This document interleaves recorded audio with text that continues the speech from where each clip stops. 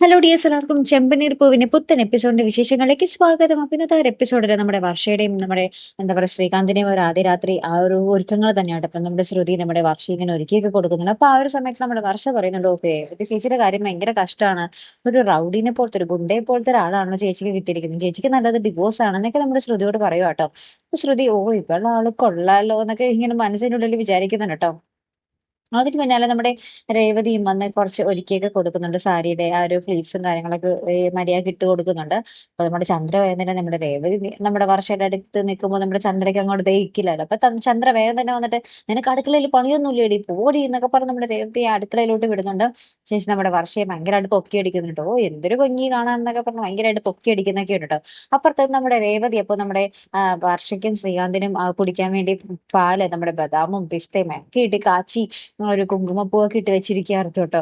അപ്പോഴാണ് നമ്മുടെ സച്ചി ടെറസിലായിരുന്നുള്ളൂ സച്ചി. അപ്പൊ സച്ചി ഇങ്ങനെ വിശന്നിട്ടല്ല ദാഹിച്ചിട്ട് ഇങ്ങനെ അടുക്കളയിലേക്ക് നമ്മുടെ രേവതിയെ തേടി വരുന്നുണ്ട്. അപ്പൊ രേവതി ആ സമയത്ത് അച്ഛന്റെ അടുത്തേക്ക് മരുന്നെടുത്ത് കൊടുക്കാനോ മറ്റോ എന്തോ പോയിട്ടുണ്ടാവും.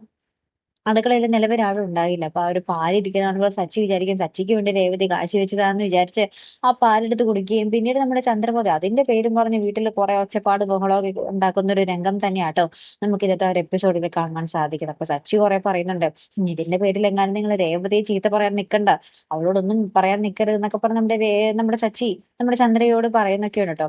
അതിന് പിന്നാലെ നമ്മുടെ സച്ചി ഇങ്ങനെ ടെറസിൽ പോയി കിടക്കുമ്പോൾ നമ്മുടെ ശ്രീകാന്ത് നമ്മുടെ സച്ചിനെ കാണാൻ വരികയും പിന്നെ ഇവര് തമ്മിൽ കുറെ വാക്കുതർക്കം നമ്മുടെ ശ്രീകാന്ത് ഇങ്ങനെ ക്ഷമയൊക്കെ ചോദിക്കുന്നുണ്ട്. പക്ഷെ സച്ചി അതൊന്നും കേൾക്കാനേ തയ്യാറാവുന്നില്ല കേട്ടോ.